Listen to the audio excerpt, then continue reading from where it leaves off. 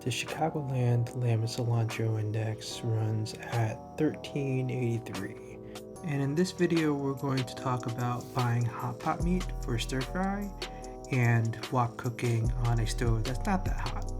For the ingredients, we got cilantro, garlic, arbol chilies, and lamb. You can find hot pot meat at just about any Asian grocery store, the most popular being H Mart or 99 Ranch. In Chicagoland specifically, there's also Jumbu and Mitsuwa and Park the Shop, and in this particular case, it's 88 Market. It's actually super convenient and pretty reasonably priced, where you can just buy a box and let it defrost in your fridge and cook it the next day. If you're like me and have a stove that's pretty weak, here's my general approach to stir frying, which is pretty much spread the meat, let it brown, and then start flipping. Let it sit for another 30 seconds and repeat the process until everything is nice and browned out.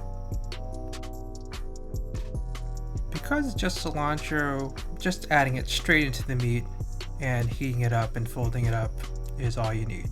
And at this point, you can add some rice wine or some water to deglaze the pan and create a little bit of a sauce where the meat and the cornstarch will help thicken the sauce for you. And that's about it. From start to finish, you have a meal within about 15 minutes.